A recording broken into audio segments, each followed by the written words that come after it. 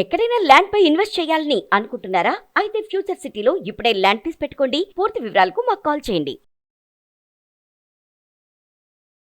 నమస్తే రమ్మగారు. నమస్తే జయ. రమ్మగారు, ఆడవాళ్ళకి ఆర్థిక స్వేచ్ఛ ఒక రకంగా చెప్పాలంటే ఎక్కువైపోయింది. దీనివల్ల సమస్యల్ని చూస్తూ ఉన్నాం, ఇదివరకు లేని కొత్త కొత్త సమస్యల్ని. మరోపక్క చూస్తే ఎంత చదువు ఉన్న వాళ్ళైనా సరే ఆ స్వేచ్ఛ అనేది లేకపోవడంతో ఎంతసేపు తనకున్న పార్ట్నర్ దగ్గర చేజాపటమే, ఇలాంటివి చూస్తూ ఉన్నాం. అసలు ఎంతవరకు ఉండాలి, ఎంతవరకు ఉందని మీరు అనుకుంటున్నారు రమ్మగారు? ఎంతైనా ఉండాల్సిందే జయ. ఉండాల్సిందే అంటారా? ఆర్థిక స్వేచ్ఛ తప్పనిసరిగా ఉండవలసిందే.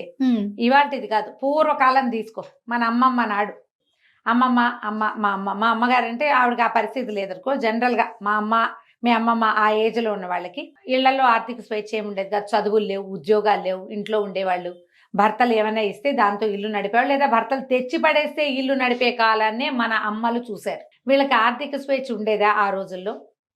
తెలియదు మనకి. వాళ్ళకి ఏముండేవి? వాళ్ళ మేనమామలు, వాళ్ళ అన్నయ్యలో, తమ్ముళ్ళు ఎవరైనా వచ్చి పుట్టింటి తరపున 10 రూపాయలు, 25 రూపాయలు, 100 రూపాయలు చేతిలో పెడితే వీళ్ళు మా వాళ్ళు నాకు డబ్బు ఇచ్చారు అనే విషయం భర్తలకు చెప్పకుండా కామ్గా ఆ డబ్బులు పక్కన పెట్టుకుని తమకు అత్యవసరాలు వచ్చినప్పుడు, తాము ఎవరికైనా ఇవ్వాల్సి వచ్చినప్పుడు, పిల్లలకి ఏదైనా గడపాల్సి వచ్చినప్పుడు భర్తలు ఒప్పుకోని విషయాలని తల్లులు తమ రహస్య పాకెట్ మనీ తోటి నడిపేవాళ్ళు. అది కూడా ఒప్పుకోవచ్చు కదా. అది కూడా పిల్లల కోసమో లేదా సంసారం కోసమో, వాళ్ళ కోసం చాలా తక్కువ. వాళ్ళు ఏమున్నాయి జయ, అప్పుడు ఖర్చు లేవమ్మా. ఆడవాళ్ళకి ఖర్చులు లేవు, పాడలేవు. భర్తలకి తెలియని ఏ ఖర్చు ఆ రోజున లేదు. ఆ కాస్త పావల అర్ధ 10 పైసలతోటి చేసేవాళ్ళు. తర్వాత క్రమంగా కొంచెం ఇంటి ఖర్చుకి భర్తలు డబ్బులు ఇవ్వటము, లేదా ఏదైనా పై సంపాదన ఏమైనా ఉంటే వీళ్ళు కొంత తీసి దాచిపెట్టుకోవటము. పెట్టుకుని అమ్మ డబ్బులు ఎక్కడ ఉంటాయంటే పోపులు పెట్టిలో డబ్బులు ఉంటాయి, చెంగున కట్టుకుని ఉంటాయి, చెంగును ముడేసుకునేవాడు. అప్పుడు పర్సులా దాచిపెట్టుకోవటాలా ఏముంది ఆ రోజున? ఏమీ లేదు. వాళ్ళకున్న ఆర్థిక స్వేచ్ఛ ఎంతవరకు ఉండేది? ఆ పోపులు పెట్టేదాకానే ఉండేది. ఏమా ఆ కాలాన్ని దాటలా మనం? దాటేసాం. మన అమ్మలకే మనకి తెలుసు. వాళ్ళ దగ్గర 1000, 2000, 3000 ఉండటం, 2-3 చోట్ల వాళ్ళు అట్టే పెట్టుకోవటం. నీ డబ్బులు ఇవ్వవే అని భర్తలు కొంత ఇవ్వు అని బతిలాడి తీసుకోవటం, మళ్ళీ నా డబ్బులు నాకు ఇచ్చే అని వెనక్కి తీసుకునే రోజులు కూడా మనకు తెలుసు. అవునండి. క్రమంగా అవన్నీ దాటేసాం. మనకు ఉద్యోగాలు, చదువులు వచ్చాయి, ఉద్యోగాలు వచ్చాయి. ఒక 20 ఏళ్ల క్రితం దాకా చదువులు, ఉద్యోగాలు ఉన్నా కూడా అందులోంచి, ఆ జీతాల్లోంచి టీచర్లుగా పనిచేస్తూ నెలకి ఇంత పెద్ద అమౌంట్ వచ్చేవాళ్ళు, బ్యాంక్ ఆఫీసర్లుగా ఉండేవాళ్ళు కూడా ఏం ఖర్చు పెట్టాలన్నా భర్త అనుమతితోటే ఖర్చు పెట్టే విధానమే మన ఇండియాలో ఉండేది, ఉన్నది. 20 ఏళ్ల క్రితం దాకా అనుకో. 20 ఏళ్ల క్రితం నుంచి కొంచెం ఇంకా బాగా బ్రైట్ అయ్యి వీళ్ళు ముందుకెళ్ళి నా అకౌంట్ నాది, నీ అకౌంట్ నీది, నీ డబ్బులు నీవి, నా డబ్బులు నావి, నా ఖర్చులు వేరు, నీ ఖర్చులు వేరు, కామన్ ఖర్చులు వేరు అని మాట్లాడుకునే ఒక సమాజం మొదలైంది 20 years బ్యాకే. ఇప్పుడు ఎలా ఉంది? ఆడపిల్లలు కూడా, మగ పిల్లాడు 22 ఏళ్ళు వచ్చి వాడు ఇంజనీరింగ్ ఇంకా మీసాలు కూడా రావు, బుజ్జి మొహం, లేత మొహం వేసుకుని ఉంటాడు. వాడికి ఒక 20 లక్షల జీతం, 10 లక్షల జీతం. ఆ పిల్లకి ఇంకా అన్నం సరిగ్గా కలుపుకొని తింటున్నది, ఆవకాయ అమ్మాయి కలిపెట్టాలి, దానికి వచ్చేస్తాయి ఒక 20 లక్షలు. డబ్బులు వచ్చేసరికి ఇప్పుడు వీళ్ళకి నా డబ్బు ఇది, దీంట్లో నేను ఇది చేస్తా, ఇది చేయను, నాది ఇది అని చెప్పడం క్లియర్గా నేర్చుకున్నారు. మనం ఇది తెలుసు మనకి. అవును. దాంతో ఇంతంత జీతాలు రావడంతో పిల్లలకి, ఆడపిల్లలకి ఐడియాలజీ పెరిగిపోయిందని, ఆ స్వేచ్ఛ ఎక్కువైపోయిందని 100 రకాలు, వేల కొద్ది వీడియోలు, పెద్దవాళ్ళు, చిన్నవాళ్ళు, పల్లెటూరు వాళ్ళు, పట్నం వాళ్ళు అందరూ ఇవే మాట్లాడతారు. కానీ ఇప్పటికీ కూడా నువ్వేం చేసావు అని ప్రశ్నించకుండా ఉన్న సమాజం లేదు మనకి. లేదు నమ్మగారు. ప్రశ్నే, సమాధానమే. సమాధానం రాతే దాని మీద కొట్లాట, దాని మీద పోట్లాట. ఇలా స్వతంత్రిస్తే నేను నీతో ఉండనని బెదిరింపు. వీలైతే 4 నోటి మాటలు, లేకపోతే 2 చపేటాలు. అవి ఇంకా ఉన్నాయి, అవి పోలా. ఆ సమాజం ఉంది, అవి పోలేదమ్మా, అవి పోలా.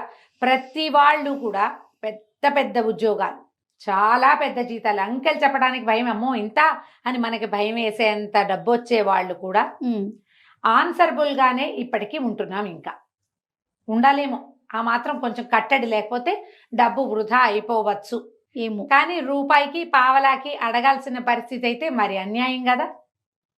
అయిందా? అక్కడి నుంచి నువ్వు ఇంత అమౌంట్ వెళ్ళింది, మీ వాళ్ళకి ఎందుకు పంపించావు, నువ్వు ఎందుకు చేసావు అని ప్రశ్నలు. ఇదంతా ఇచ్చావు, ఇదేంతా ఎప్పుడు వస్తుంది అని అడిగేది. ఇవన్నీ ఉంటాయి. దీంతో పాటు ఇంత పెద్ద ఆర్థిక స్వేచ్ఛని అలవాటు పడి ఉంటారు ఆడపిల్లలు. కానీ వీళ్ళకి ప్రెగ్నెన్సీలో డెలివరీలో ఎవ్వరూ సపోర్టు లేని పరిస్థితి వస్తే ఉద్యోగం మానేసి పిల్లల్ని చూసుకోవాల్సి వస్తుంది. కొంతమంది చాయిస్ తీసుకుంటారు, తమంతట తమే పిల్లల్ని పెంచుతాను, ఒక 5 ఏళ్ళో 10 ఏళ్ళో పెంచుకుంటా నేనే, తర్వాత ఏదో వర్క్ చేస్తా, లేకపోతే లేదు. దానికి భర్తలు కూడా ఒప్పుకుంటున్నారు. కొంతమంది ఒప్పుకోరు, కాదు జాబ్ మానేస్తే ఇట్లా ఇన్ని లక్షలు పోతాయి, డబ్బులు కావాలి, పిల్లల భవిష్యత్తు చెప్తారు. చాయిస్లను బట్టి ఒక పెళ్ళైన లేట్గా పిల్లలు పుట్టారు అనుకో, అప్పుడు పిల్లల పెంపకమే మెయిన్ చాయిస్గా ఉండొచ్చు. ఓకే. అప్పుడు వీళ్ళు ఆర్థికమైన స్వేచ్ఛని ఆలోచన మన డబ్బులు ఉన్నాయి కదా, కొంత సంపాదించి పెట్టుకున్నాం కదా, ఇది మనం గడుపుకోవచ్చులే అని అనుకొని ఈ పిల్లల్ని పెంపకానికో దేనికో దిగుతారు. జనరల్గా మనం దీన్ని అందరూ సపోర్ట్ చేస్తారు కదమ్మా. అంతేగా. పిల్లల్ని చాయిస్గా తీసుకోవటం, పిల్లల పెంపకాన్ని నువ్వెందుకు తీసుకోవాలి, మీ ఆయన ఎందుకు ఉద్యోగం అనేది పిల్లని చూడ్డు అనేవాళ్ళు కూడా ఉన్నారు, లేరంటల్లా. చాలా తక్కువ, చాలా తక్కువ. కానీ అలాంటి ఊహలు వస్తున్నాయి. నేనే ఎందుకు చూడాలి, ఈ పిల్లాడు నా ఒక్క పిల్లాడేనా, కనే కష్టం నేను పడ్డాను, పెంచే కష్టం అతను ఎందుకు పడకూడదు అని అనుకునేవాళ్ళు అక్కయ్యలు వచ్చాయేమో, అవి కూడా ఉన్నాయి.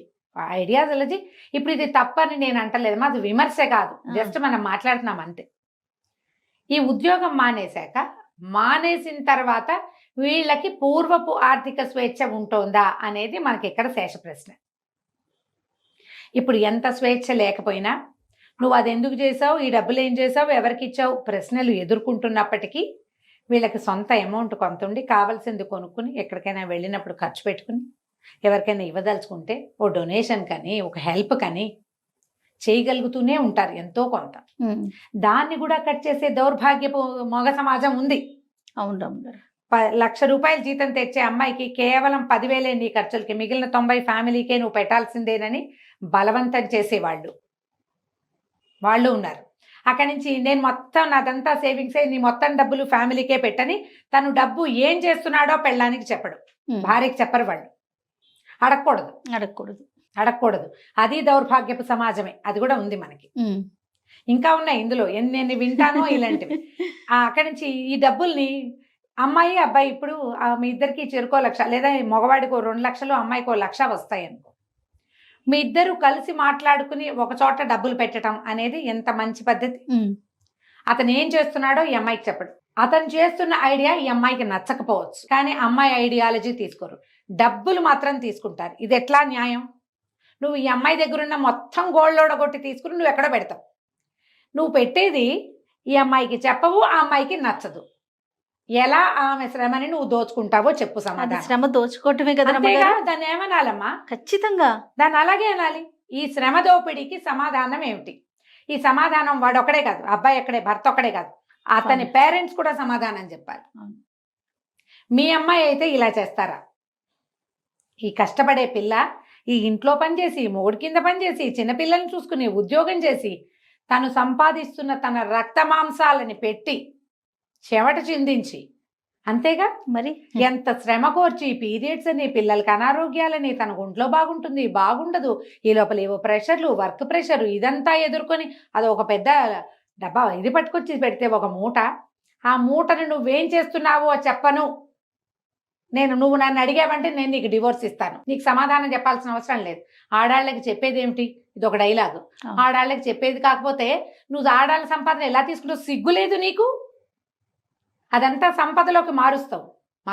రేపు ఏదో చేస్తావు, నువ్వు పాడు చేస్తావని కాదు, కానీ నువ్వు ఏం చేస్తున్నావో పార్ట్నర్కి చెప్పి తీరాలి. ఖచ్చితంగా. మీరు జాబ్ చేయిస్తున్నారు అమ్మాయిని, అమ్మాయి వర్క్ నేను ఎలవ్ చేస్తున్నాను, అదొకటి. ఏమిటి నువ్వు ఎలవ్ చేసేది?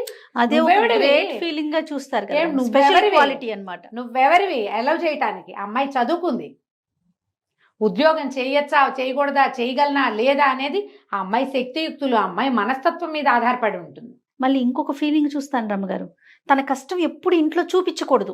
ఇప్పుడు నార్మల్ గా కనిపించాలి ఆ మనిషి. తను కూడా బయటికి వెళ్తుంది, తను కూడా ఉద్యోగం చేస్తుంది, తనకు కూడా ఆఫీస్ టెన్షన్స్ అనేవి ఉంటాయి. అవి పట్టించుకునే రాగానే అమ్మాయి నవ్వుతూ అంటూ అడ్వర్టైజ్మెంట్ లో లాగా ఇంటికి వచ్చి వంట చేస్తున్న ఒక అడ్వర్టైజ్మెంట్ చూస్తాను నేను, నాకు ఎంత మంటగా ఉంటుంది. ఇలాంటి వాళ్ళు కూడా చూస్తామండి. ఆవిడ ఆఫీస్ లో బాస్ ఒక అడ్వర్టైజ్మెంట్ చూస్తా జయ నేను, అమ్మాయి అంటే ఇష్టం నాకు, యాక్ట్రెస్ పిల్ల అంటే. ఓకే. ఆఫీస్ లో అమ్మాయి బాస్ ఈ పనంతా చేసి వెళ్ళండి అని సబార్డినేట్కి చెప్తుంది. తను ఇంటికి వెళ్ళిపోతుంది. ఇంటికి వెళ్ళిపోయి చక్కగా అంత వంట చేసి జుట్టు ముడేసుకుని చూడ్డానికి చిలకలా ఎంత ముద్దుగా ఉంటుందో అది. చక్కగా వంట చేసేస్తుంది, అన్ని రెడీగా పెడుతుంది. హస్బెండ్ రాగానే టట్టడా ఆయన మొత్తం వంట అంతా చూపిస్తుంది అనమాట. ఏమిటి మీరు ఏం చూపిస్తున్నారు అడ్వర్టైజ్మెంట్లో? నువ్వు ఆఫీస్లో అడవా చాకిరి బాస్గా నీ దగ్గరికి 100 మందిని హ్యాండిల్ హ్యాండిల్ చేయాలి. నువ్వు ఇంటికి వచ్చి చక్కగా ఈ వంట అంతా చేసి భర్తకి పెట్టమనే? పెట్టాల్సిందేనా? పెట్టు, బాగుంది. పెట్టు. నీ ఓపిక అది ఒక రోజు ఉంటది కదా ఉంటదిగా. రమ్మగారు. అప్పుడు అప్పుడు ఎప్పుడు ఏటెళ్ళ కాలం 24 గంటలు 24/7 మరి ఇలాగే చేయగలరా అమ్మా ఎవరైనా? నాకు అడ్వర్టైజ్మెంట్ చూస్తే ఆ పిల్లంటే ఎంత ఇష్టమో, ఆ కాన్సెప్ట్ అంటే అంత కోపం వస్తుందా? నేను ఈ ఎలా సందర్భంగా చేయగలుగుతారు? అవును, ఇంకొక విషయం చెప్తాను రమ్మగారు. ఇదివరకు లాగా పొలాల్లో పడిపోయో మట్టి రాసుకోను లేకపోతే చెమట్లు కక్కే జాబు అబ్బాయిలకి ఉండట్లా, అమ్మాయిలకి ఉండట్లా. అమ్మాయిలకైతే అస్సలు ఉండట్లా నేను అవును. చూసినంత వరకు. ఏ ఏసీ కిందో ఫ్యాన్ కిందో కూర్చొని టకటకలాడించుకోవటము, అదే. మాకులాగా మాట్లాడటం, ఇలా ఏసీ కింద వర్క్ చేసే జాబ్స్ ఉన్నాయి. అది ఫిజికల్ స్ట్రెయిన్ ఎక్కడ కనిపిస్తుంది రమ్మగారు? ఆ స్ట్రెస్ ఎక్కడైనా కనిపిస్తుందా? స్ట్రెస్ అంతా ఎక్కడ మెంటల్ లోపల గానే ఉంది, ఉంటుంది కదా. లోపల ఉంది కదా. వీళ్ళు ఏముందా ఏసీలో కూర్చుంటున్నారు, వీళ్ళకి జీతాలు వచ్చేస్తున్నాయి. ఏసీలో కష్టం కూర్చోటమేగా. అంతా నాదే, నేనే కష్టపడుతున్నా ఈ ప్రపంచంలో. నువ్వైనా మట్టిత్తేవా ఏమైనా కాదు. ఏం కాదు.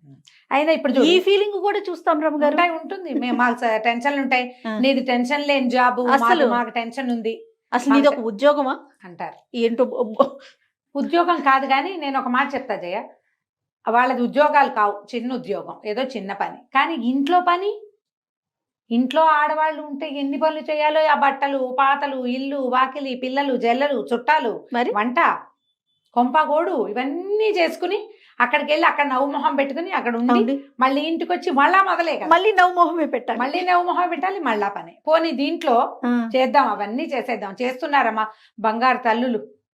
ఏ మట్టితో చేశాడో గాని భగవంతుడు ఈ రోజుల్లో ఆడపిల్లల్ని అవును రమ్మ గారు, అన్నీ ఇంటా బయట చేస్తున్నారు. కూడా చేసుకుంటున్నారు. చేస్తున్నారు. కానీ ఆర్థికంగా ఫ్రీడమ్ ఉంటుందా?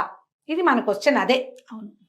జాబ్ మానేసి ఇళ్లల్లో ఉన్న వాళ్ళకి ఆర్థిక స్వేచ్ఛ ఉండనిస్తున్నారా? ఉండనివ్వట్లేదు జయ, ఉండనివ్వటల్లా. మనము మామూలుగా పని వాళ్ళ దగ్గర కూడా చూస్తాం, సెపరేట్గా అకౌంట్లు మెయింటైన్ చేసుకుంటారు. సొంత ఖర్చులకి 100, 200, 300, 500 పాత రోజుల్లో పెట్టుకున్నట్టే డబ్బులు పక్కన పెట్టుకుంటారు. గూగుల్ పేలో ఉంచుకుంటారు. అమ్మ అందులో పెట్టద్దు, మా ఆయన చూసేస్తాడు, నా చేతికి ఇవ్వు అని Yes. తీసుకుంటారు. అవును రమ్మ గారు. తీసుకుంటారు. మరి వాళ్ళ సొంత ఖర్చులు ఉంటాయి, అన్నిటికీ మొగుళ్ళకి సమాధానం చెప్పాల్సి వస్తుంది. పనేమో వీళ్ళు చేస్తారు, డబ్బులేమో వాళ్ళు మేనేజ్ చేస్తామంటారు. ఈ విధానం మారితేనే మీకు స్వేచ్ఛ వచ్చినట్టమ్మా. ఇది మారాలి. ఇప్పుడు మా ఫ్యామిలీ కోసం ఒక పెద్ద అమౌంట్ లేదా ఒక అకౌంట్ అనేది ఉంచుకుని అందులో అది కదిపేటప్పుడు మీరిద్దరూ మాట్లాడుకునే చేయండి. కానీ మీ సొంత ఖర్చులకని మరి ఎలా అంటే కనీసం ఒక 30% అయినా సొంత ఖర్చులకి ఉంచుకోండి. కనీసం 30% మీ శ్రమకి గుర్తింపు. అకౌంట్స్ సీజ్ కలిపేసేయటం. ఎప్పుడు జాయింట్ అకౌంట్లే ఉంటాయి జయ భార్యాభర్తలకి. ఆడవాళ్ళకి సొంత అకౌంట్లు ఉండనివ్వరు. ఉండనిచ్చిన మొత్తం పాస్వర్డ్ తో సహా వాళ్ళ వాళ్ళకే చేతిలోనే ఉంటాయి తెలుసు, కదా. వాళ్ళకే తెలుసు. నువ్వు చూడు, చాలా మందికి భర్తల పాస్వర్డ్లు తెలియవు, భార్యల పాస్వర్డ్లు అందరికీ తెలుస్తాయి. ఇంట్లో పిల్లలు కూడా తెలుస్తాయి జయ. అవును రమ్మ గారు. ఫోన్లకు అంతే, ఏటీఎం కార్డులకు అంతే. ఏటీఎం కార్డు అంతే, డెబిట్ కార్డు అంతే, క్రెడిట్ కార్డు అంతే. అన్ని పిల్లలకి భర్తకి తెలుసు, భర్త గారివి తెలియదు. ఒక్కటి కూడా తెలిసి ఉండదు. మనం ఏం చేసినా, మీరు ఏం చేసినా భర్తలకు వెంటనే అది వచ్చేస్తుంది. అక్కడ 1000 గీసింది, ఇక్కడ 2000 గీసింది, అక్కడ 10,000 కొంది, ఇక్కడ 15,000 కొంది. ఏదో. కానీ భర్తలు చేసినవి మీకు వస్తాయా? రావు. ఇప్పుడు సమానత్వం ఎక్కడుందమ్మా?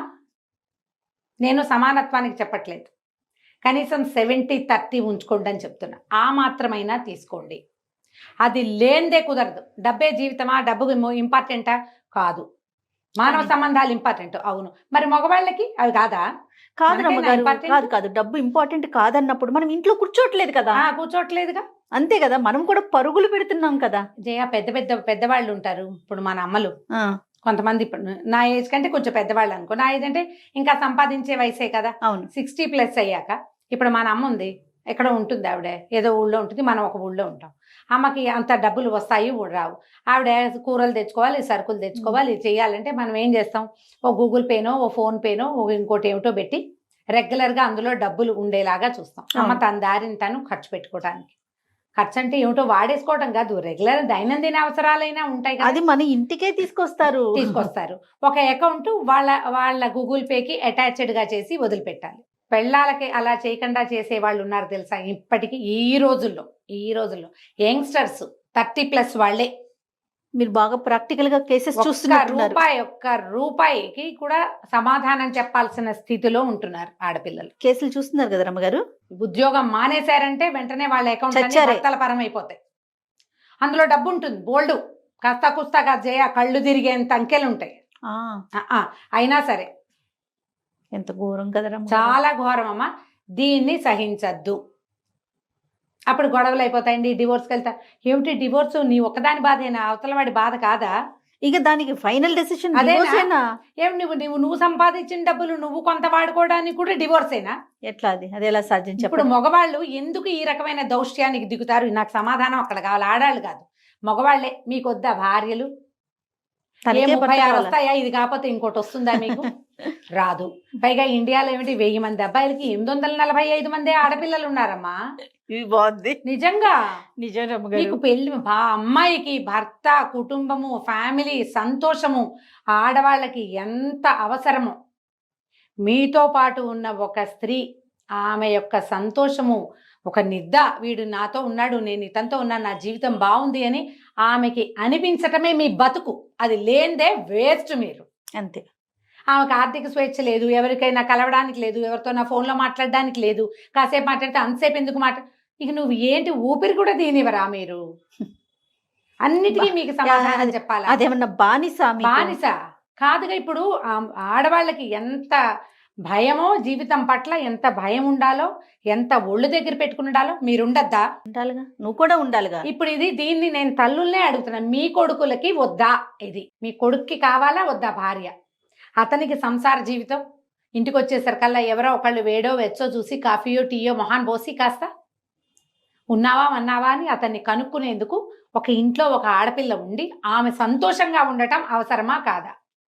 ఆ అమ్మాయి యొక్క సంతోషమే మీ కుటుంబానికి వృద్ధి, అవునా కాదా? అంతేగా. ఇలా దయచేసి ఆలోచించండి అమ్మా. మీ పిల్లల్లో పెద్దవాళ్ళు ఇలాంటి దౌష్ట్యాన్ని చూస్తే దాన్ని కట్ చెయ్యండి, లేదా జన్మ జన్మల అనుభవిస్తారు మీరు ఇదే ఆడపొట్టకు పుట్టుకుంటూ. మనము ఇది అనుభవించి వచ్చిన వాళ్ళమే జయ. అంతే ఈ కదా. స్వేచ్ఛ లేనితనాన్ని ముందు తరాల వాళ్ళంతా చూశారు. ఇప్పుడు అట్లా లేదు. పిల్లలు చక్కగా చిలకల్లా చదువుకుంటున్నారు, ఉద్యోగాలు చేసుకుంటున్నారు, కళకళ్ళాడుతూ 4 రకాల పనులు చేసుకుంటున్నారు. దానికి కొంత ఫ్రీడమ్, ఎక్కడో చోట ఈ ఫ్రీడమ్ అడ్డుకట్ట గ్యారంటీగా ఉండాలి. అది లేకుండా వదిలేయమని నేను చెప్పట్లేదు. నాకు కూడా కట్టడే. ఇప్పుడు నేనైనా అదే చేస్తాను కదా. అంతే కదా రమ్మగారు. ఎక్కువ పెద్ద పెద్ద అమౌంట్లు ఉండేవి, శాలరీస్ పడే అకౌంట్ల నుంచి డబ్బులు వేరే విస్తారంగా తీసేయకూడదు. వాడేస్తుంటే రేపొద్దున సేవింగ్స్ అవ్వవు. అదే. కానీ ఇవి మాట్లాడుకోవాలి కదా. ఇది మాట్లాడుకుని మీ పక్క వాళ్ళని, స్పౌస్ని, భార్యని ఈ డబ్బు విషయంలో మీరు కనుక సంతోషంగా కాదు, కనీసం కొంత గాలి పీల్చుకునే రకంగా అయినా ఉండనివ్వకపోతే మీరు ఆది మానవ సమాజంలో ఉన్నట్టే. మీరేమీ జీవితంలో ముందుకెళ్ళినట్టు కాదు. అంతేగా. ఇప్పుడు మీరు రేపొద్దున మీ పిల్లలకి ఏం చెప్తారు? మీ పిల్లలు కూడా ఇలాగే స్వేచ్ఛ లేకుండా చేయటం మీకు కుదురుతుందా? ఒక పిచికని బందికానాలో పెట్టి మధ్యలో దాన్ని చేయి పెట్టి దాన్ని మెడ పిసికేస్తూ ఉంటామా మనం? ఆల్రెడీ ఈ పెళ్లి, పిల్లలు, ఇల్లు, సంసారము బందికానానే. కాకపోతే కొంత స్వేచ్ఛ ఉంటుంది. ఆ కాస్త స్వేచ్ఛనైనా వాళ్ళని అనుభవించనిస్తే జీవితాలు సంతోషంగా ఉంటాయి. అంతే. ఈ ఆర్థిక స్వేచ్ఛ విషయంలో పెళ్లికి ముందే మాట్లాడుకోండి. ఓకే. మనం ప్రీ మ్యారిటల్ కౌన్సిలింగ్ అప్పుడు చెప్తాము, నా డబ్బులు నావి, నా ఇష్టం వచ్చినట్టు చేస్తాను అని అమ్మాయి అనకూడదు. నీ డబ్బంతా నాదే, నేను చెప్పినట్టే నువ్వు వినాలని అబ్బాయి కూడా అనకూడదు. ఈ డబ్బులు మనవి, దీని మీద కొంత ఫ్రీడమ్ నువ్వు అవలంబించు, కొంత ఫ్రీడమ్ నేను అవలంబిస్తా. మన ఇద్దరిది కలిపి కొంత అమౌంట్ ఉండాలి. అంతే. వాళ్ళమ్మకి ఇచ్చిన కొంతమంది ఆడపిల్లలేమో భర్తలు ఏమీ చేయకూడదని పట్టుకుంటారు. ఈ శాతం తక్కువ, కానీ ఉంటారు. మగవాళ్ళు ఎక్కువ పట్టుకుంటారు. ఆడవాళ్ళకి అంత ఫ్రీడమ్ ఇవ్వకూడదు అనుకుంటారు. మనీ మేనేజ్మెంట్ ఆడవాళ్ళకి అంత తెలియకపోవచ్చు. ఎందుకంటే చిన్నప్పటి నుంచి తండ్రి ఒద్దికలో ఉంటారు, బాగా తెలుసుకోరు. కానీ కొంత వయసు వచ్చాక ఎక్కడ డబ్బులు పెట్టచ్చు, ఎక్కడ పెట్టకూడదు, అలాంటి ఐడియాలజీ వాళ్ళకు ఉంటుంది. మీరు మాట్లాడుకుంటే వాళ్ళ ఐడియాలజీ ఏంటో తెలుస్తుంది. అంతే. కొంతమందికి ఏమో ఇల్లు వాకిళ్ళు కొనేసుకోవాలని ఉంటుంది జయ. ఇల్లు ఇల్లు ఇల్లు ఇల్లు ఇల్లు అంటారు. ఇల్లు స్థలాలు కొనేసుకోవాలి, ఎక్కడైనా సైట్లు కొని పెట్టుకోవాలి. వాళ్ళ ఫాదర్స్ని బట్టి వాళ్ళకి ఐడియాలజీ వస్తుంది. ఒక్కొక్కళ్ళేమో ఎక్కడైనా డబ్బులు మదుపు పెట్టడం, ఈ షేర్స్లో పెట్టడం అని ఇట్లాంటివి చేస్తారు. మీరు అది వీళ్ళు ఇది అయ్యారనుకోండి, అందులోనూ పెట్టండి, ఇందులోనూ పెట్టండి. మాట్లాడుకోండి ముందు. మాట్లాడుకుని ఈ ఆర్థిక స్వేచ్ఛ వ్యవహారాన్ని సార్ట్ అవుట్ చేసుకోండి.